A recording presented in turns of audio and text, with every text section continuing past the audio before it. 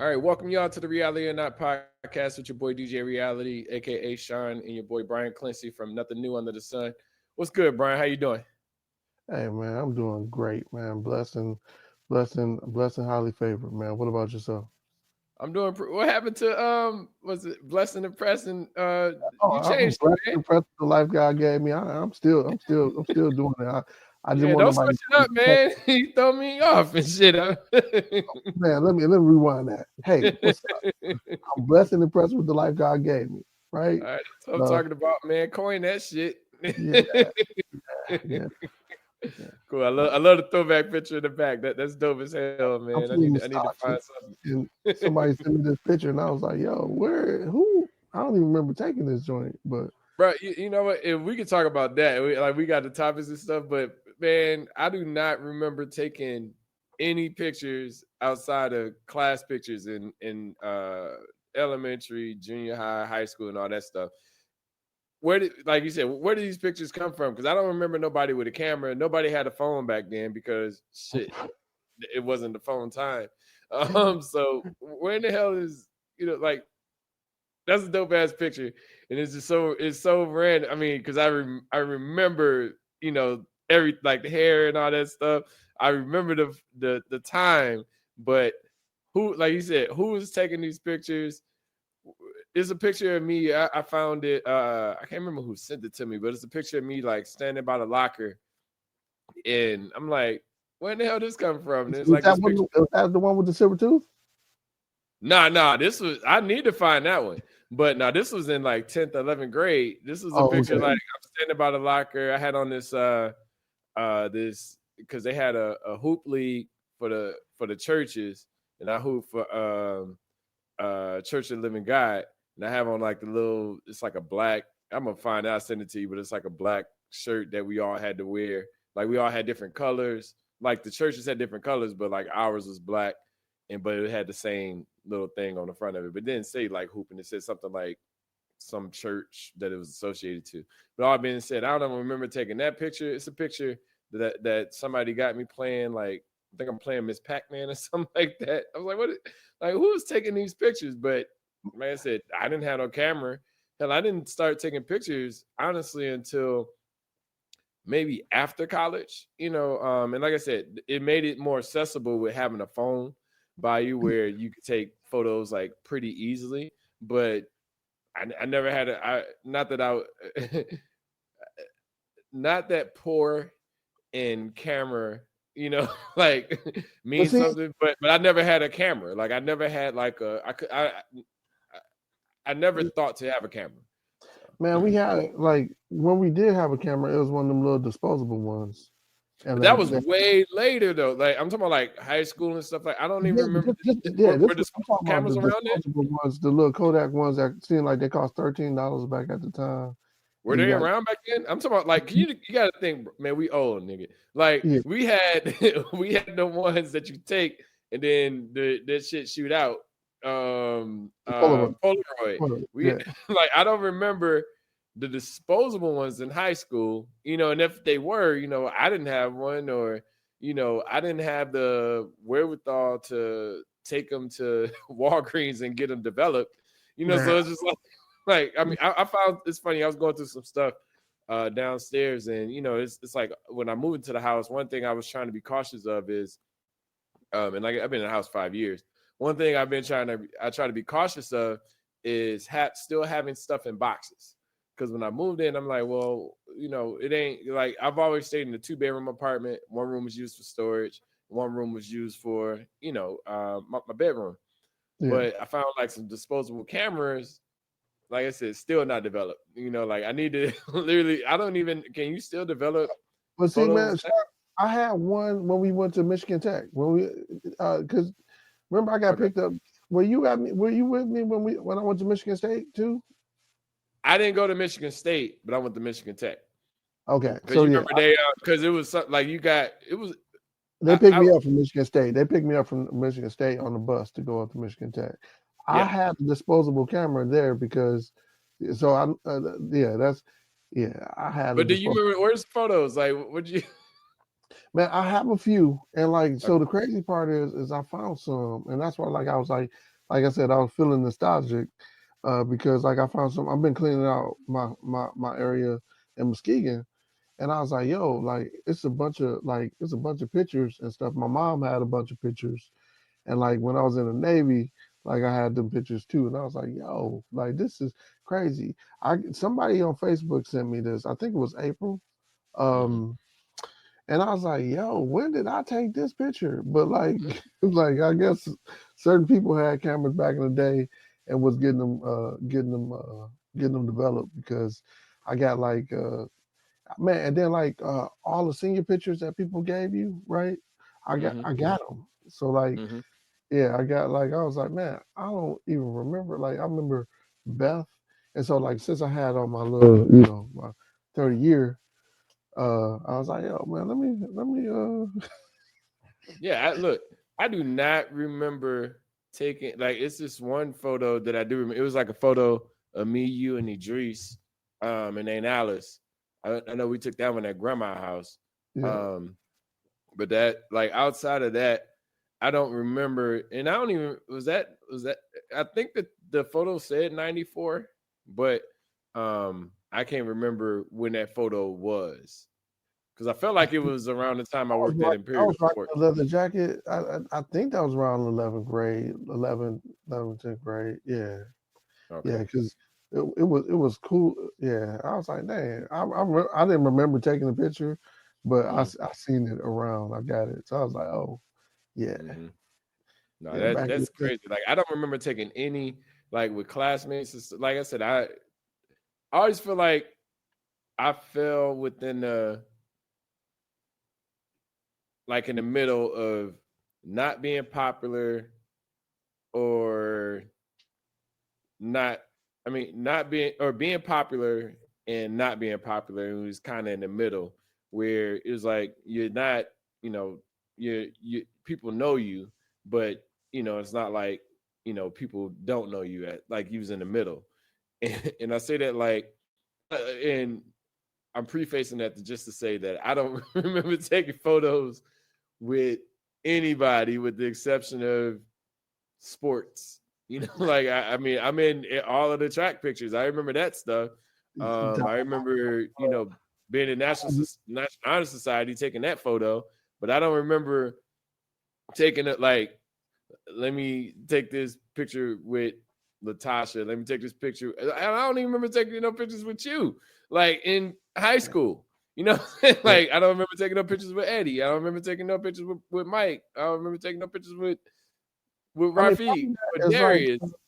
part of that is like I was not really a picture dude, and like like you said, the tweener in between, like I was people knew me and I knew people, but it wasn't like I was in those discussions. Like I wasn't in the running for best dress. I was a hustler, so like it just like I was selling stuff at school.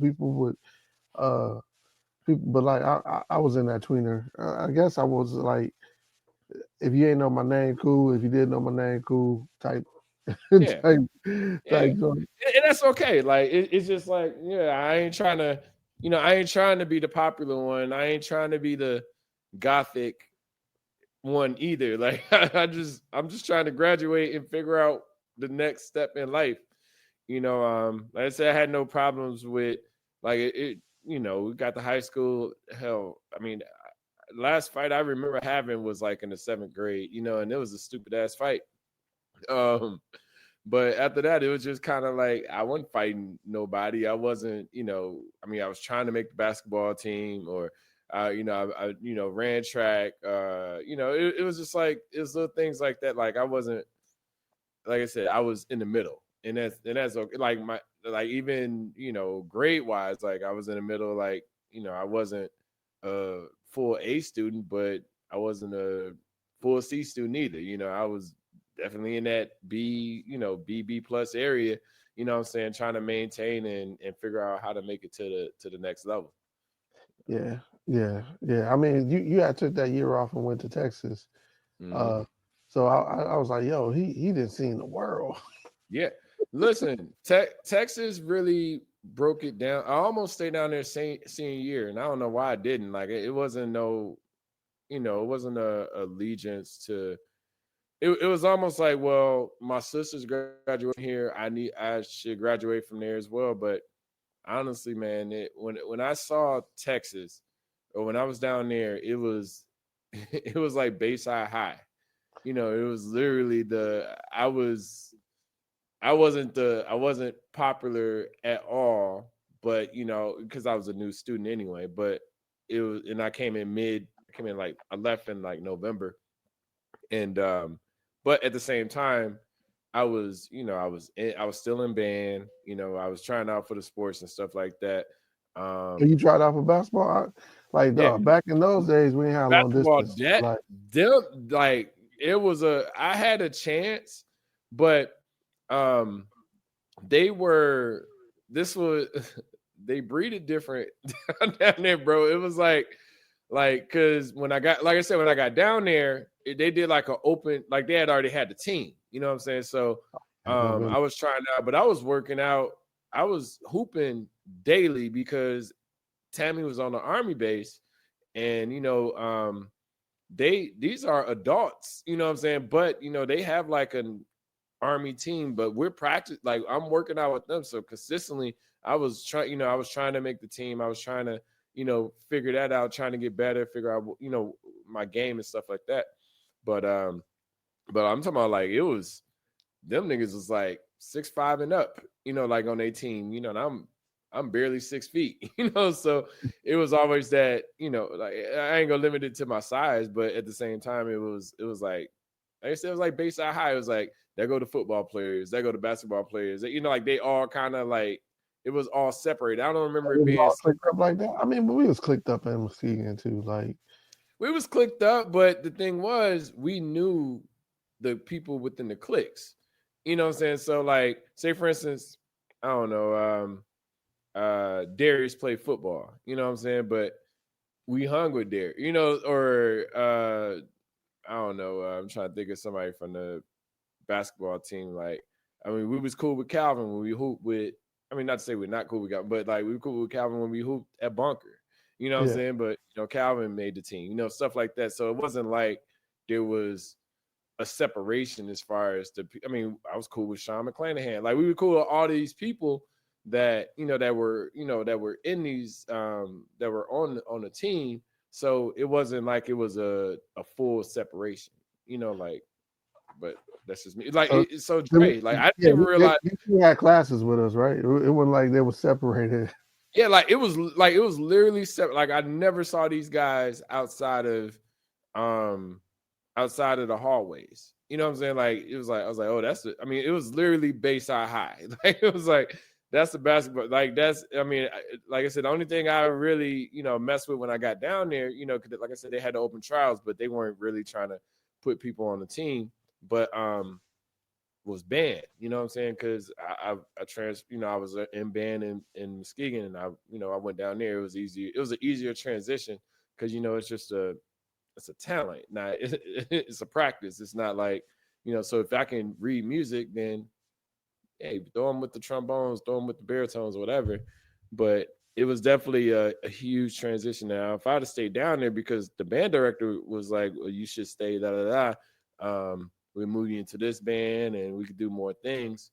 I feel like it was more, I knew I wanted to go to school somewhere in Michigan. I just didn't know where at the time. Mm-hmm. But I felt like, for one, that would have made it easier transition for school, like university. But anyway, I did come back and I enjoyed senior year. Senior year was dope. Like I said, I started being more outgoing in senior year than I was in, the earlier years. Like I said, I wasn't a quiet kid, but I wasn't as interactive as I was my senior year, as I was 11th, 10th, and 9th. And nigga, look, one thing I learned was, drugs and alcohol, all of that stuff, that stuff was prevalent in, like, with us in school. I mean, us in high school, but we just wasn't involved in it. Like, niggas was getting twisted and splits and doing all of the shit, you know. But I'm talking about like what is white people, what is black. Like white people were getting fucked up like intent. Like I remember like niggas was getting fucked. Look, I remember I remember like senior year, I'm not gonna say his name on camera, but I was in econ class with Miss Albers, and this dude was like snorting something. And I'm like, yo, I'm talking about like in class, got it in his book. Like his book is being used as the the make sure the line is I don't know, whatever, flat. And I was like, bro, like, what are you doing? The line is a line. It's the powder line. Brian, I sit right here. I'll say one name just because he wasn't doing it. I sit right here. Jonathan Walker or Joyce sits right here, and this person is sitting directly next to me, and like in their desk, and he's just literally snorting. And I'm like, bro, like, what? Like, is it time? You know, like I was like, bro, what are you doing? Like, he's like, man, it's just Ritalin. And I was like, oh, because I wasn't exposed to everything, and I'm okay with that. But only time I saw drugs being done was on television. You know, I mean, what you mean? Like you don't remember the weed on the album covers with Dad? No, weed. Yeah, weed is weed. I don't. Not to say I don't consider weed a drug, but weed.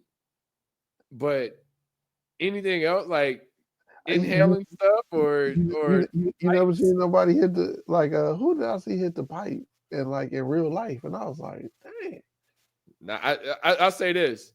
I ain't gonna say his name either. He a pastor's son, but like we was. I mentioned the hooping and hooping for the church. Like I had no car at the time, so we were going to go hoop. Like he was picking me up to go hoop. He was like, "Hey, I gotta go stop over here real quick," and so we go in, and they up in there cutting crack. Like, and I didn't know. I was like, it's like I didn't say what is that, but I know enough of TV to be like, because he has like a razor blade and he's just like kind of chopping it. And the piece off, yeah. And I was like, but I'm thinking like I didn't tell this to this person, but I was like, bro, why are you bringing me to a crack house? Like that was the first and only crack house I've ever been to in my life, and it was from a pastor's son that took me there. Like it really blew my mind, but that was the first time, and I didn't even, I never smoked anything like that, so I didn't know what I was walking into. It really blew my mind that he took me to a crack house.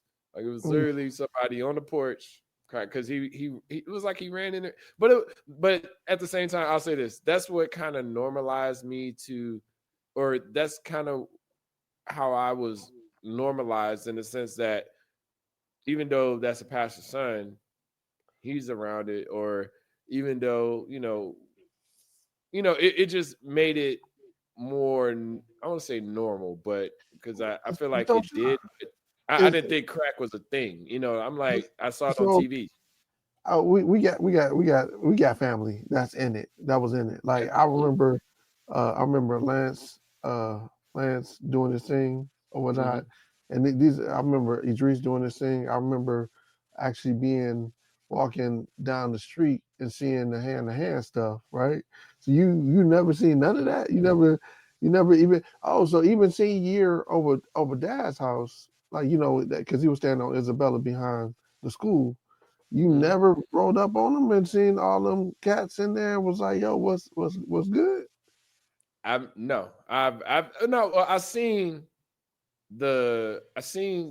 things in motion, but I never seen the actual people doing it. Like I never seen a pipe. You know what I'm saying? Even though I've seen weed pipes, but I want to say it's similar, but the whole you put it in there, But like people was from what I've seen, I can't speak to the what was going on within the crack epidemic, but I can speak to weed. I saw weed a lot. I never seen somebody actually. Now, okay, coke, yes. My first experience seeing somebody doing coke was in college, and it was like it was a party at one of the East Lansing bars, and they're like, "Oh, we going over here after we're going over here after the clubs." Like, you know, everything is at 2 in Michigan, so um we I go to the party, or we go to the party, and it's kind of like just this empty. This, I don't want to say just white people or anything like that, but it was just this empty Was it a house rush that, party? Because I huh? mean, you seen some crazy stuff at rush parties. No, Like, I never been to a rush party. oh, I've only, like, it's weird. I could tell the experience at Michigan State, but it is weird that people think that, you know, they call it PWI, predominantly white institution, but I hung I hung with a mix, but I mainly hung with black people at Michigan State. When you do the math, you do the numbers, like I think it was maybe around 7 or 8,000, maybe a little less than that, of black people there, and majority of them I knew, especially when I started DJing it. Like, that just translated perfectly. But so you know, I knew so of the. let me go into that a little bit, Sean. So at Michigan State, Wait. Before you do, yeah, I'm gonna let you do that, but I want to tell you about the Coke first. So, okay, yeah, let me not forget about the Coke. So we, after the party, we go to this house. We in this house, and it's like all these different rooms. And, you know, I'm just kind of walking around. You know, not the stereotype, but most white people just drink beer and shit, and I'm thinking like alcohol. So I'm not really drinking because ain't nobody. It's just beer in there, and I'm like, oh, whatever. I'm about ready to go. So then I go in this one room, and this chick that I know, it's first time like I ever seen like somebody. I've only seen it on TV, but like I saw somebody black snorting coke. And I was like, and it was her and her sister, and I was like, damn, like y'all wait, do this, like y'all do wait. this together. What did they do it with? Did they do it? How they do it with a dollar bill, or how they do it? They had like a little, it might have been a straw Straw? or however they Oh, did it, but like it was her and her sister, like her younger sister, and I was like, damn, y'all do this together, type of shit. You know what I'm saying? So it really blew my mind, and they was like, and the dude, it was like, I don't know, he graduated from state too, but he was the provider, and he was like, hey, you want a bump? I was like, oh, no, I'm good, I'm all right. You know what I'm saying? And I kind of like I kind of chill for like maybe about another 5-10 minutes. I was like, yeah, this ain't my vibe. I got yeah. it's time to go home. You know. So did they do it? But go ahead now. Did they do it from the fifth, or did they do the highs, or like? No, I just saw him go, like they put it on, like somebody had a picture or something, like a frame, and the frame, they had it separated or whatever, and they just literally was going like that. Like I said, I was in there no more than like 15-30 seconds. I was just kind of like, you know, sometimes you gravitate to who you're comfortable with. Yeah, You know what I'm saying? Like, black people going to move with black people, white people going to move to white people. You know, it just depends on your comfort level when you walk into the room. Like I said, I'm yeah. comfortable with everybody. So, but I knew them. You know what I'm saying? So me knowing them, I was like, oh, okay. Then I'm like, okay, they hit the. I was like, oh shit, this You is comfortable different. with everybody, but home is still home. Yeah. Yep. Yeah. Mm-hmm. Okay. So that's what I was gonna ask you, like, cause you know, uh, the way the way the blacks at GMI, the way we start hanging together is because you see somebody, y'all start sitting like we sit at the same tables. It's a protection mechanism where it's like, yo, you good? I'm good. Let's go. You know what I'm saying? And then you meet the other bros that don't necessarily might be brown on the outside, but Mm-hmm. didn't come from that life, right? So like. Mm-hmm. Yeah. So how did y'all do that at state though? Like how did y'all find each other? You know, I'll say one with orientation, or like they do like a 2-day orientation. That's how Yeah. I'm cool. I don't know if you, well, well, you know Chris Webber, but Jason Webber, his brother, he went to Michigan State. He played ball for Michigan State for like a couple years, and he transferred to go play with his brother at Central. But I became cool with him. Like I became cool with Mo Pete, Morris Peterson. So I know them like from orientation. But then you say, how did Mo Pete I? was a year ahead of us, right?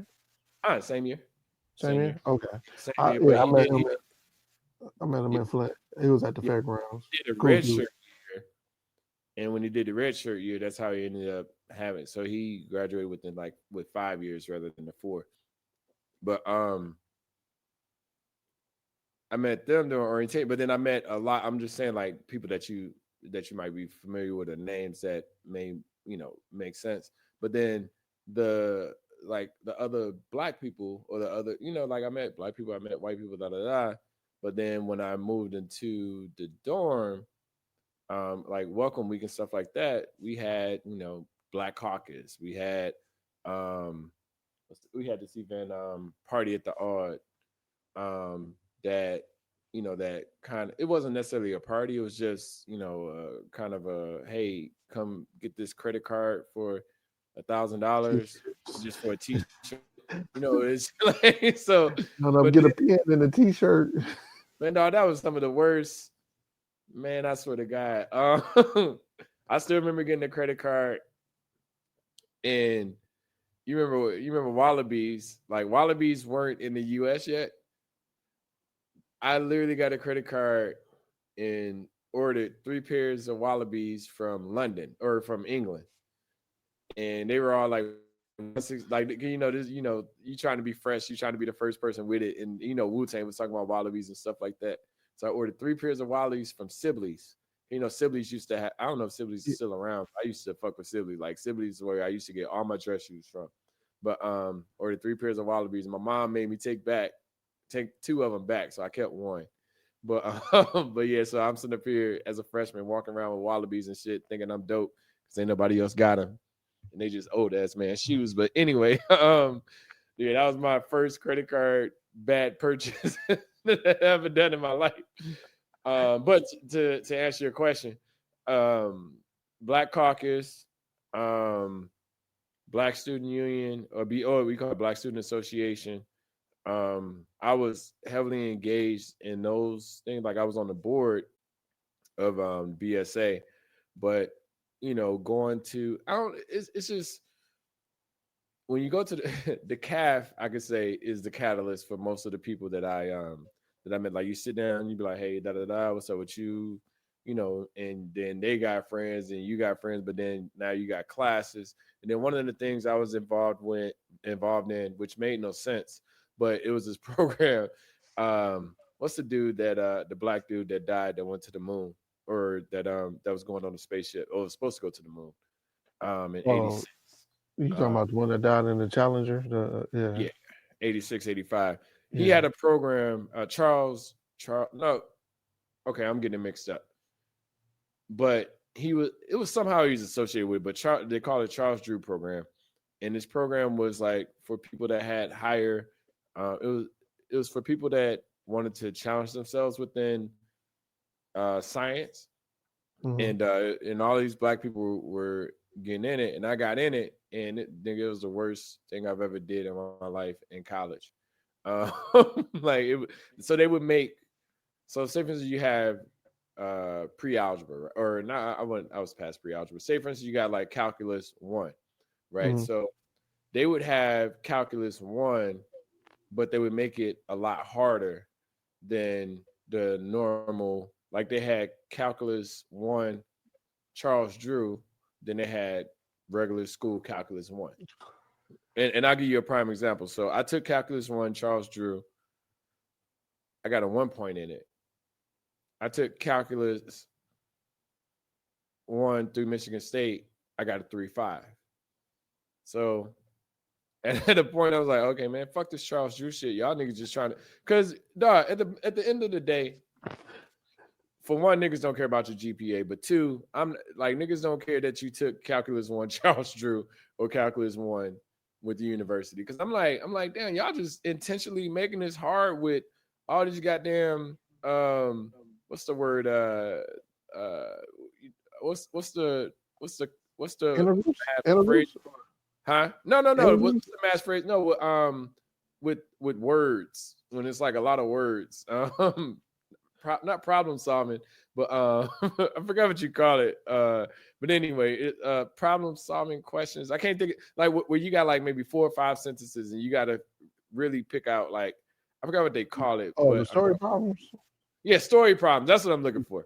Yeah, Yeah. that's the word I'm looking for. So it was like story problem calculus versus actual math. I'm like, yo, I need the math. I need the number. I need to figure out. And don't get me wrong, I do think that the story questions were good in a sense, the way that I think now. But I mean, that's all we do now, right? We get yeah, a story, and we got a problem. So yep, like we got to differentiate what we pull from that story to get a solution, right? yep. Yeah. Yeah, but it was kicking my ass because they were doing it like we were literally having sessions on how to solve these questions. Like it wasn't like I had to go to the tutor and figure out how to um solve it because they were damn near impossible to solve. And then I take with you, but you try to play the numbers game, and it's like, well, yo, I'm over here getting my ass kicked, and niggas over here just like flourishing Yeah. on like Yeah. calc 1, calc Yeah. 2, calc 3, calc 4 within the university. I was like, I'm just gonna take it with the university. So I ended up shifting over there. Grades went up because I was on academic probation when I first started, just because of that class. Because I had a 2.1 class that I didn't care about. I had a 2.5 Well, and see, yeah, like I keep telling people when I went to GMI, I had 19 credits my first semester, right? And I I had was getting two my ass video. kicked. I had 16. Yeah, so I was getting my ass kicked at Yeah, Michigan. I had two, and like the normal thing at GMI was anywhere between 21 and 18 credits, right? That's the only way you could graduate on time.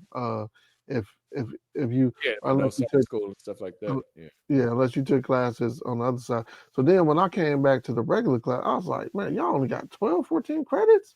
What? Yeah. Like, man, I had remedial math because I had pre-calc. I had to take pre-calc there.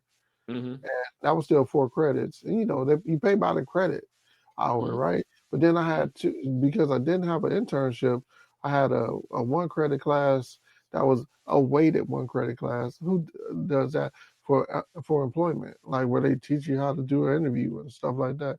And I was like, man, my time is shook with all Yeah. this stuff. And I Yeah. see people in college chilling. I'm like, dog, I should have went to a regular uh, but then when the bills start coming, you like, yo, is it really worth it? I'm 10 G's in the hole, like Mhm. 50 G's in the hole. Will I make that back? I'm out. And look, and that's the myth. I mean, I think college. I'll say the majority of the people, the network that I'm still in is still college associated, so I respect that. But like I said, I mean, I'm still fighting to, you know, pay what I owe. Like, and granted, some opportunities present them. Well, that's how they exclude you from being able to be considered for a job. They'll say, well, you have to have this college degree or you got to have this, da da da. And that's where, it's almost like I don't say rite of passage, but it just sucks that you can have all of the knowledge, but just because they say this is required, like college doesn't, I think college more or less for me socialized me. It made it easier for me to walk in rooms and be comfortable with whoever I'm talking to versus, I mean, the education is there, but I mean, Said the so. classes. Well, I mean, I'm college, like, why am I taking this history class? Like, this doesn't even make any sense. Like, why am I taking, like, if it's classes that really, like the electrical engineering courses, that's me actually learning stuff, or the computer Mhm. science courses, that's me actually learning things. But them first 2 years, y'all just wasting our money. Well, see, I look at it a little bit different. Like the well-roundedness, I understand. Like humanities and stuff like that, I understand because like sometimes you got to learn how people think to work with them, right? Mm-hmm. So I looked at it in that nature. But the other side of it, the other side of saying, okay, what did college help me do? It taught me to be disciplined enough to teach myself, right? Because you go to these lectures, they don't tell you, they just talking like, and then that stuff won't even be on the test. And you Mm-hmm. like, yo, I need to go and figure out what works for me and what I can ascertain. So like that's what I got from college. Uh, Look, from look at it like this. I remember walking into class. It was organic chemistry too. I was in there with my boy Mike, and I'm sitting in there, and one of the Charles Drew, I can't remember her name. One of the Charles Drew, participants.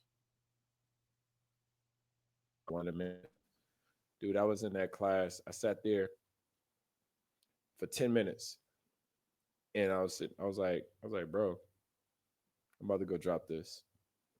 He was like, no, you ain't. Whatever. Da da da. I was like, nah. I was like, I'm not feeling this. Nigga, I went, walked out of the like within 10, 15 minutes. I sat there for 10 minutes. I was like, I mean, because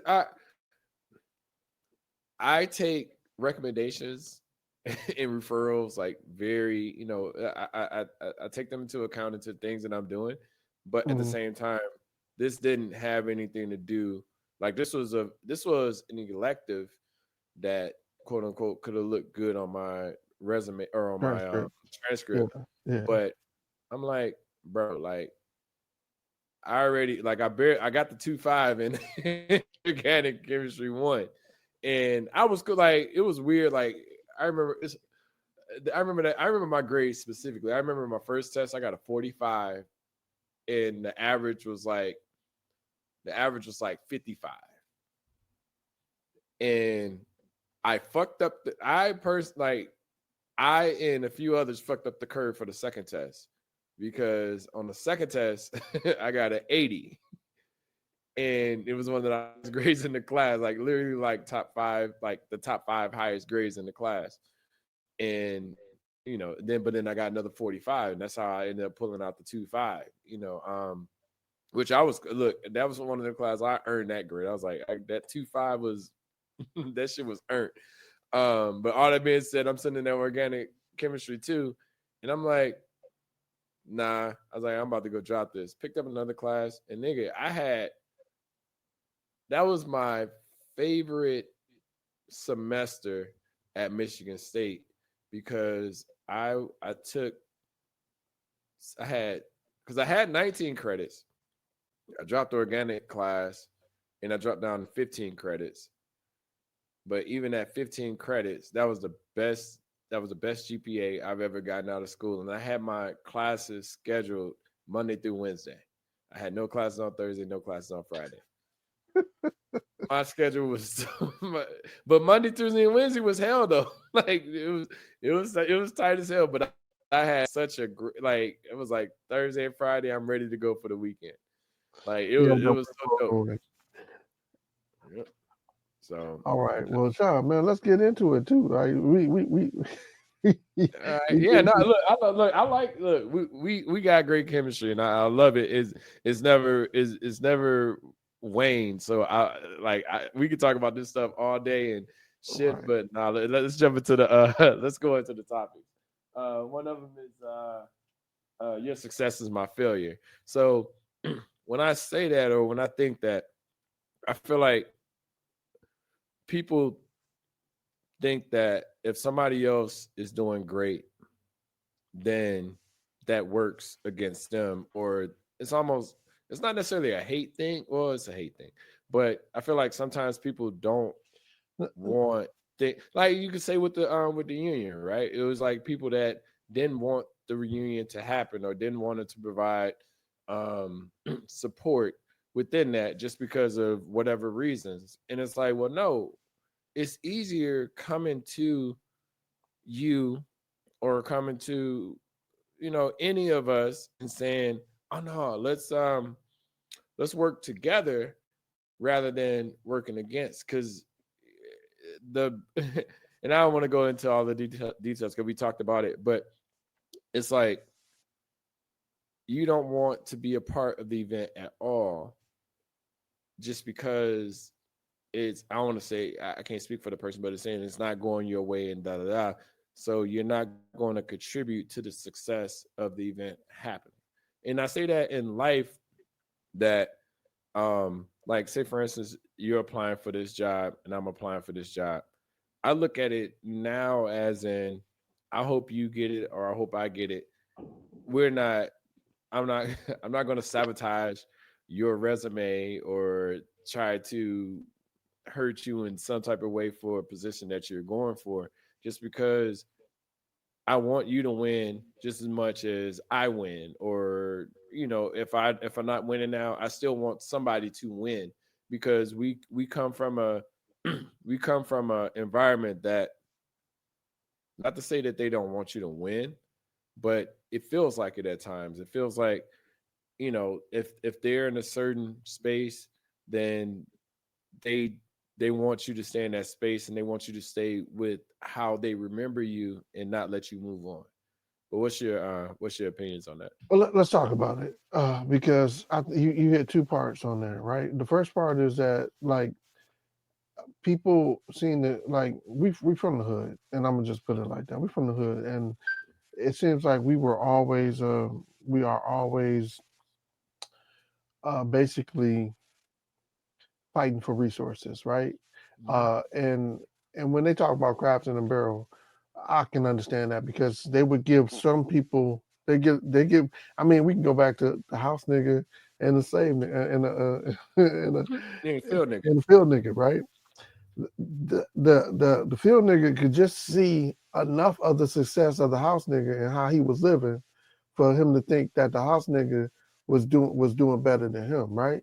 And the Mm-hmm. house nigga was doing better than him by saying, "Hey, I don't have it as bad because I don't have to be outside and I ain't in there, right?" Mm-hmm. But when they put you in that pressure cooker, and I tell people this all the time, in the hood, we put in the pressure cooker where they say, "Hey, we don't have enough resources. We like it can only we like think about the basketball team, right? We Mm-hmm. could have had two basketball teams, right? We could have had two, but they said we can't support two basketball teams, right? Mm-hmm. Uh, and you wonder why we can't support it. Mm-hmm. It's it's just arbitrary way. It's an arbitrary thing of saying, hey, only a few gonna make it, and then when those few make it, they throw it back at you like, hey, they made Michael Jordan made it. Why can't you? You know what I'm saying? So in the pressure cooker, And I and got I something to thought, say about that Michael Jordan thing, but keep going. yeah, in the Because pressure it's cooker, all a facade.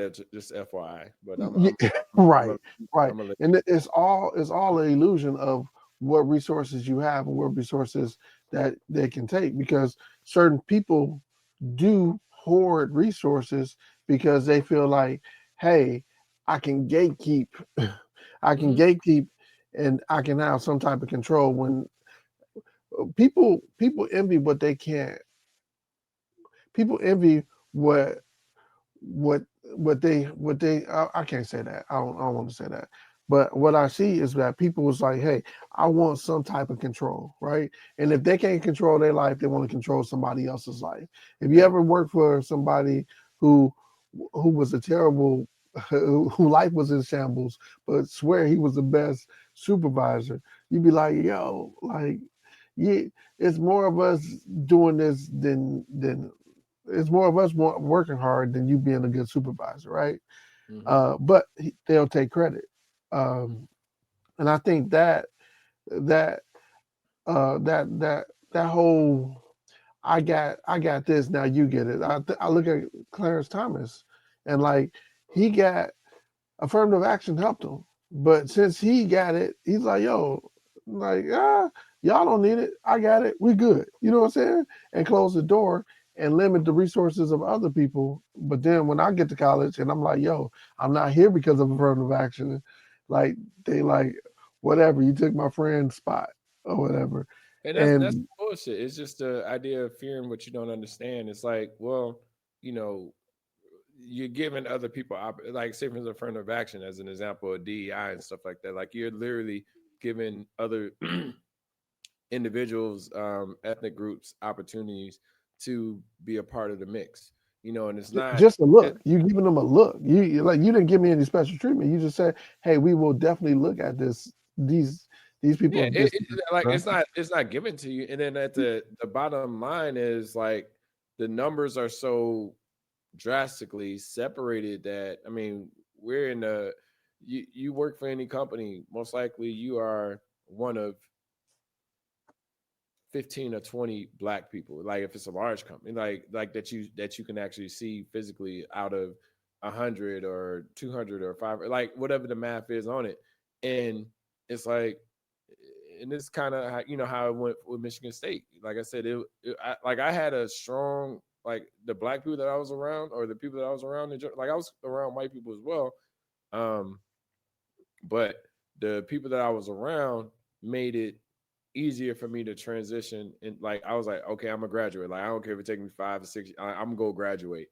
And it was just the resilience of other people, because we had situations. I remember, because I think it was a retention rate. I think the retention rate at Michigan State at that time was like 3%, which meant that all of the, like 3 out of 100 black people were graduating, which is like 100 comes to Michigan State, and And only only three of them three graduate.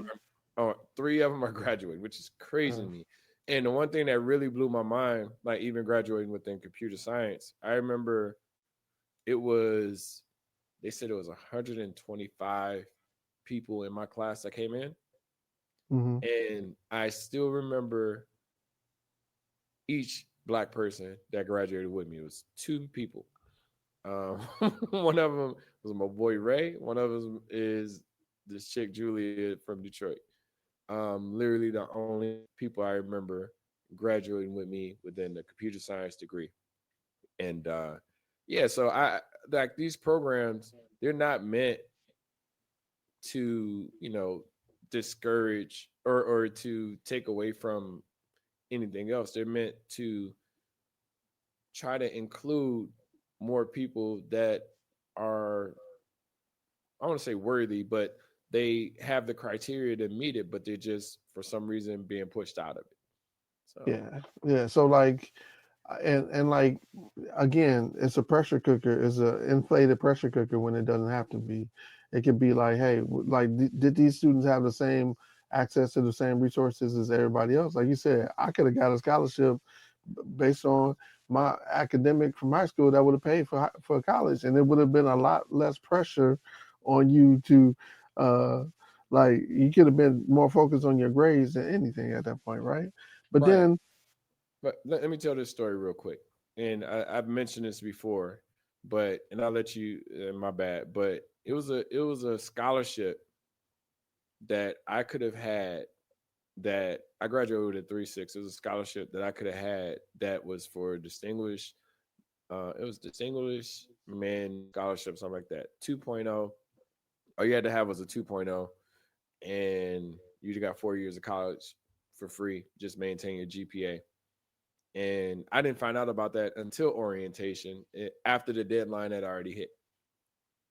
You know what I'm saying? Like if I'd have had that information, and that's the thing, sometimes we just don't have the information to be able to, um, if I'd have knew about that scholarship, I'd have applied for it. But like I said, we didn't live in the age of internet and stuff like that where, we could just apply for it online but or, what if somebody hid that from you? Somebody was like, "Yo, I applied for it, but I ain't telling nobody else about it because my chance is gonna be better." look, that's another topic, not telling everybody, just hiding information. Why are you hoarding the information? Like if I have it, you have it. Like I have two cats that I mentor, and then plus my nephew, I'm trying to figure him out, because he has his own path. But anyway, I'm like, yo, this is what you can do. Like I said, and you don't have to do it exactly the way that I do it, but this is what you can do to, better your money, or to figure out new opportunities and stuff like that. And, some of them take heed to it, and other ones don't. But I'm saying a lot of people get wrapped up into, well, like say when they got a job and stuff like that, they get wrapped up into, well, I don't want to mess my job up by referring you, or I don't want to like, you can literally put other people on, but you're holding the information. You're holding the information hostage to make other people. And like I said, I don't depend on anybody to do anything for me. But these young cats, like, yo, they need they.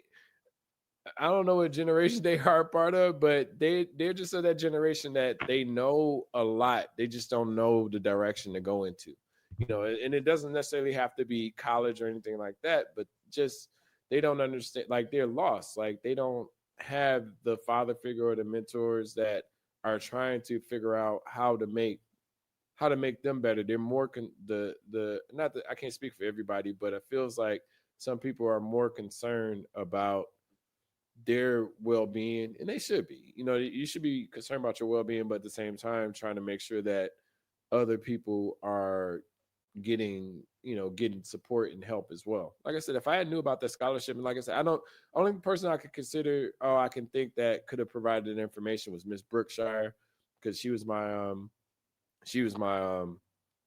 counselor. Yeah, And mine was but cross because my last name started with a C. You was M, so that's how you got Brookshire.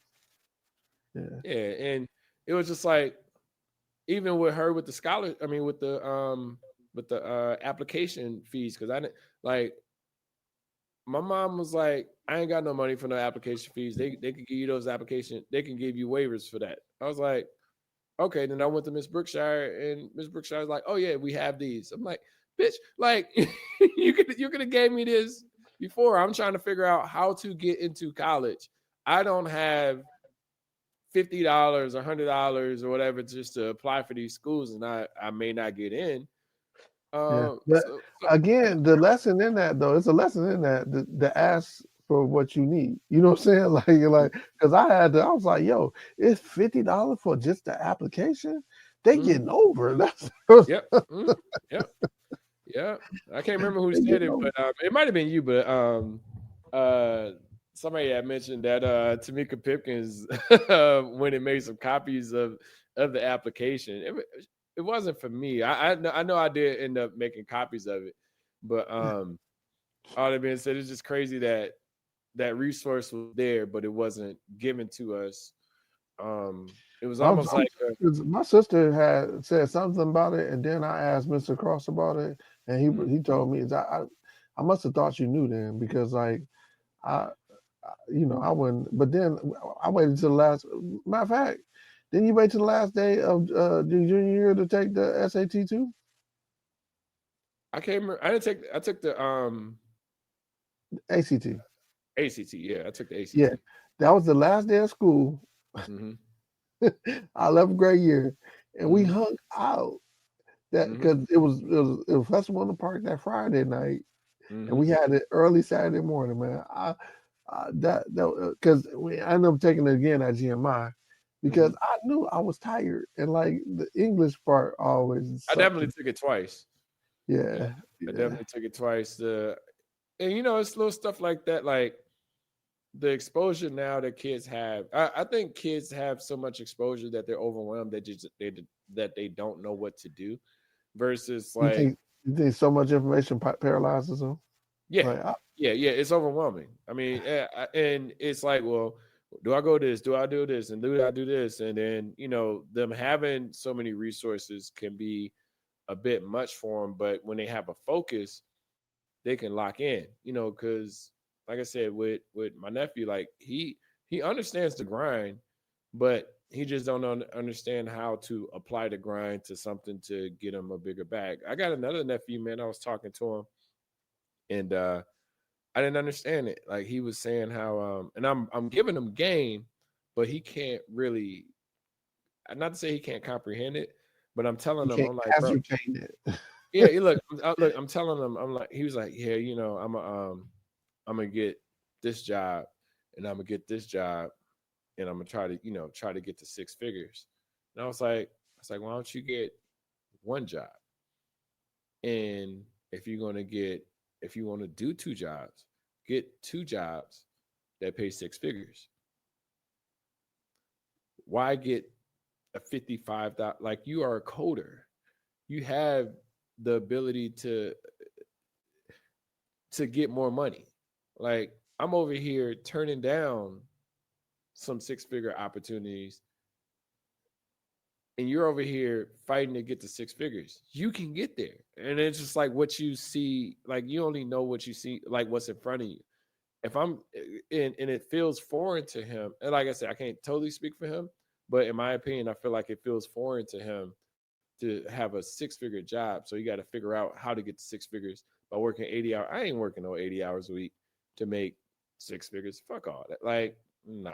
Like, I mean, most of the time within the roles I'm in, it'll be sometimes I might have to do deployments or something like that. And that might be a late night where I'm working an extra 4 or 5 hours, or I'm working an extra hour after work just to make sure that this is tight and stuff like that. So I may at most spend more like 10 or 15 hours over the clock, but I'm getting paid for what makes sense. Like I never be like, and honestly too, within contract work, I could clock that, so it doesn't hurt me at all because I'm clocking those extra hours that I'm doing this stuff, and I was like, well, that's y'all chose to be a contract. Like I'm not salaried, but other than said, he couldn't really comprehend the idea of making six figures within one. I mean, he ended up getting a role recently, but but it ain't the money. Like the money's like he's still thinking, how could I get to six figures without hearing what I said? Mm-hmm. Yeah, But I like, mean, I fight with them. I fight with that generation, my kids' generation a lot with that because I'm like, yo, you got to put it together. You have the skill set, now put it together. The work meets the work meets the road. Like you get a car, you put it on the road so you can go. But if you get a car and you don't put the battery in it, you can't go on the road. So then you can't just be stuck. And yep. sometimes I feel like that. But to get back to your question though, right? Your success is my failure, right? Mm-hmm. You you can look at it in business. Collaboration is what makes Microsoft investing in Apple. uh, Back when Apple was going broke in the late '90s, right? I mean, well, Mm-hmm. early '90s, like early mid '90s, right? Mm-hmm. And they were like, why would you invest in your enemy? Because sometimes you need somebody to push you forward too, right? So sometimes you Mm-hmm. need somebody, and then other times you can make money on both sides, right? So Mm-hmm. like one of the reason why I'm saying that is because when you do that, you're blocking your blessings when you think somebody's success is somebody's failure because they could be your entry into that next realm. Uh, a la Shantae said, "Hey, we both going for the same job. You get it. Hey, Sean, they got Shantae hit me, Brian. They got the job over in Vancouver, and they paying the same amount. I'll set you up with the hiring manager. This what he gonna hit you. Boom, boom, boom. There you go. Fly. You know what I'm saying? Like." Yep.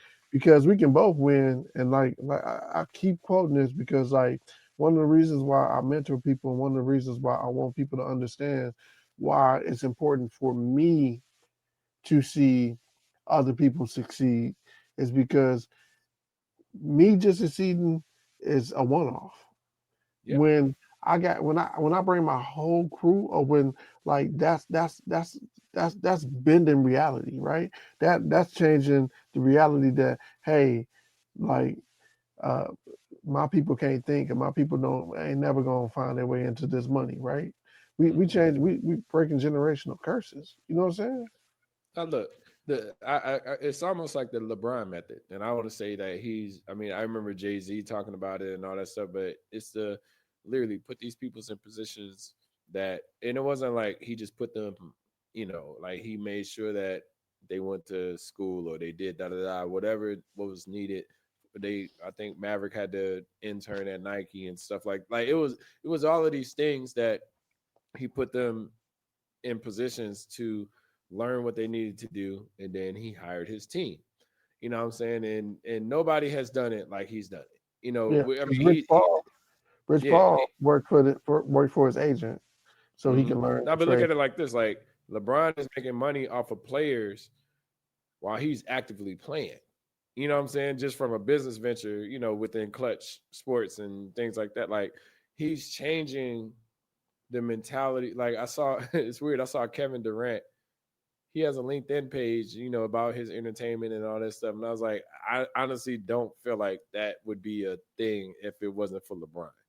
Like I feel like LeBron really showed people how, or showed them the business, not necessarily the business model, but there's different ways to get it, and you got to go out there and get it outside of basketball and think a lot bigger. You know what I'm saying? And Jordan could be the catalyst for that, just because Jordan name still reigns supreme because of his marketing tactics, or Nike, or Gatorade, or Wheaties, etc. Like Jordan hasn't played or dribbled a basketball in over 20 years. And think about it like this: from Jordan's perspective, Wilt Chamberlain, Bill Russell, Magic Johnson, like nobody mentioned these. No, it's still, and like I said, it's marketing, but it's still Jordan is number one, and that's fine. I think Jordan is like my favorite player ever, but it's like we forgot about all of the other ones, and but Jordan's marketing within the game has made him still that visible, with still selling shoes, still doing his thing, 20 plus years later. Like Jordan hasn't dribbled about, and LeBron is in the league for 23 years. Yeah. Jordan Yeah. never played a And game against they Jordan. never played against each other, right? Either, Yep. right? Nope. Yeah. Nope. And yeah, his name. I mean, we got Kareem Abdul-Jabbar, whose name was in the league, Look, but Kareem could be considered the the GOAT. greatest, Yeah, won at but every level of basketball. but he didn't sell shoes. And he's a big man, and he's political, right? He only had one move. That one move was unstoppable. No, Like, if I could do one move in the league that could keep me in the league for 19, 20 years, and I'm still me, like Kareem was like, it wasn't just like he had moves, like, I mean, people he was say, a post up dude. Like you cannot guard him on the post at all. and they'll say, you say Wilt too, it's like, well, Wilt, like they were like, oh, he was taller than everybody else. I was like, Wilt wasn't that much like, no, listen, me and you could go out and play 21 right now with a bunch of kids, and we could be taller and all that stuff than them, but that doesn't mean like we go win easily. You know what I'm saying? We still got to score. Like if it's four of them motherfuckers trying to hold you at once, that shit gonna make it harder for you to score. Like and all defenses were focused on Wilt. But back to the topic, I don't want to stray too much. But yeah, like your success, I want everybody to be successful. And I had a manager, only black male manager I've ever had. He actually got me into product management, and it wasn't by like he was just as a grad student. But all the men said, I remember talking to him. He was like, "Listen, when you get in these positions, he's like, put 10 people above you, put 10 people on the side of you, and put 10 people below you. Like give them opportunities."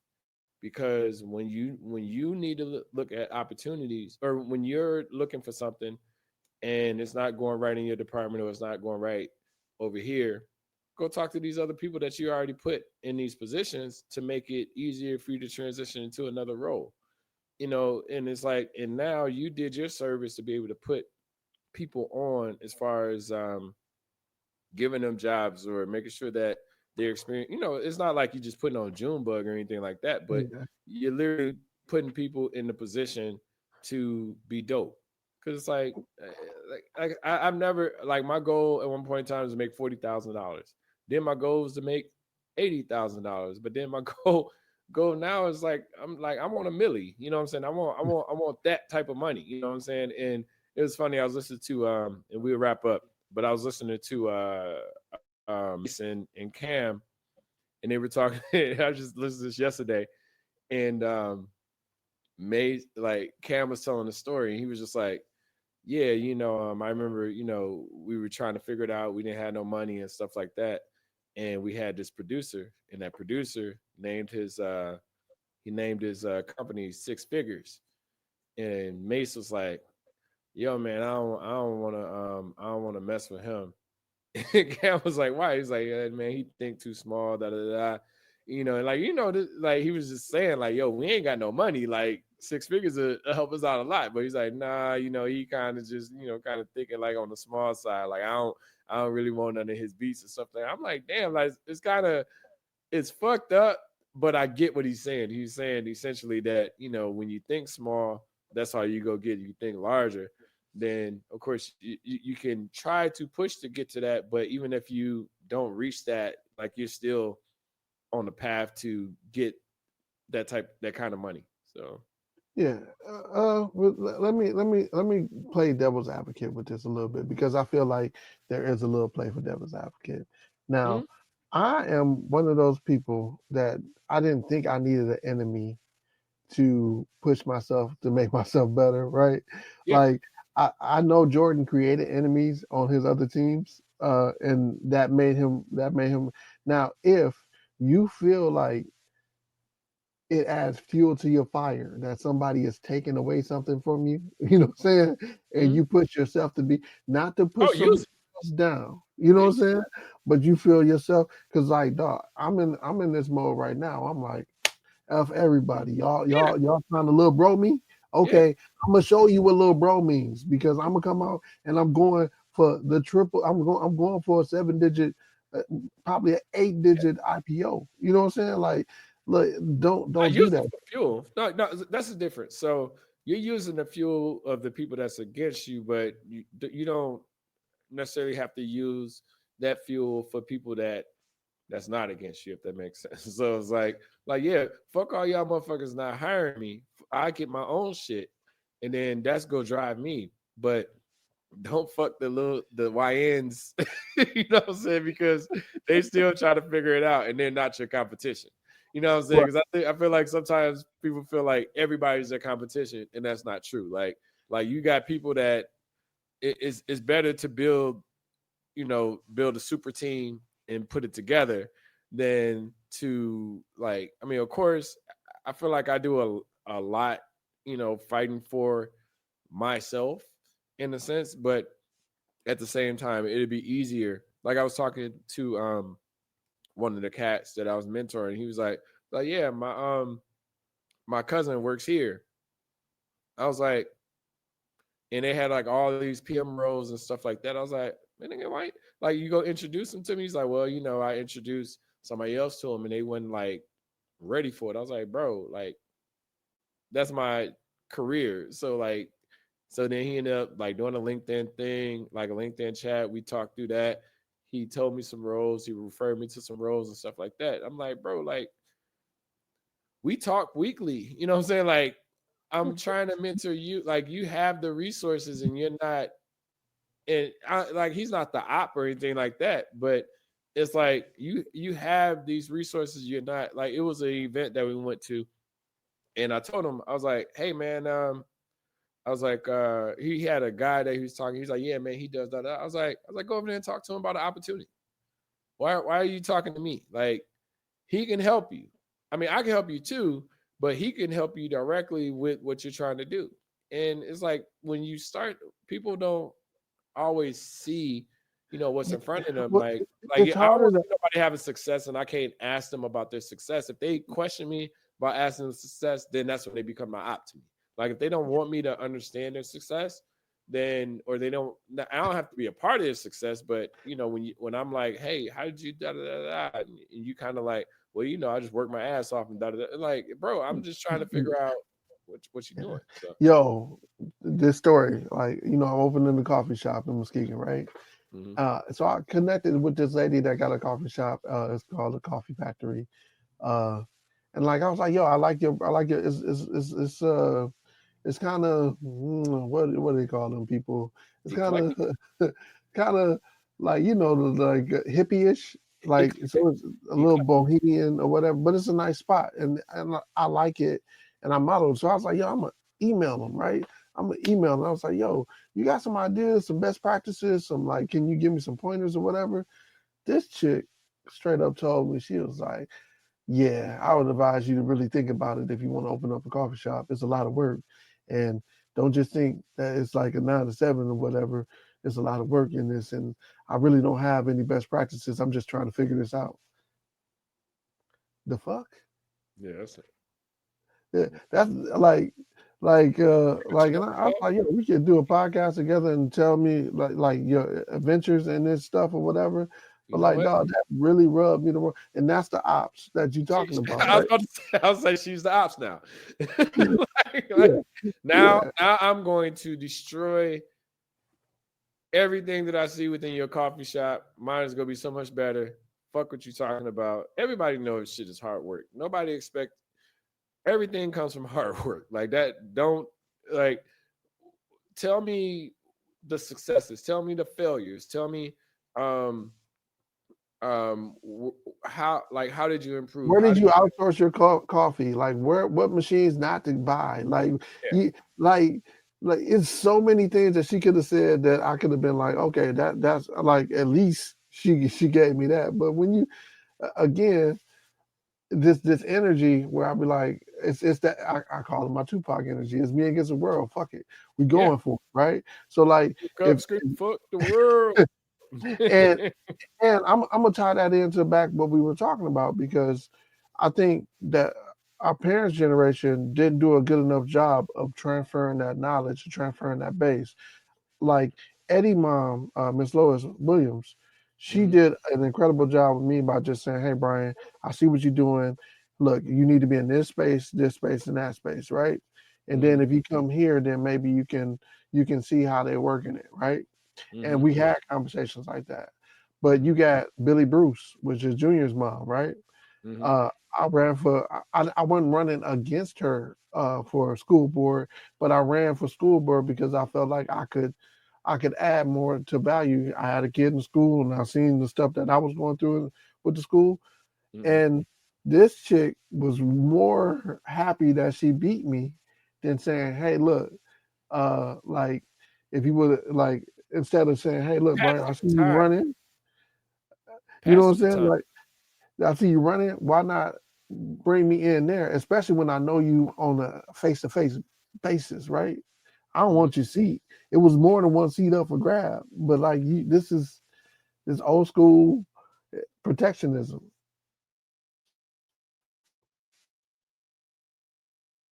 Sean,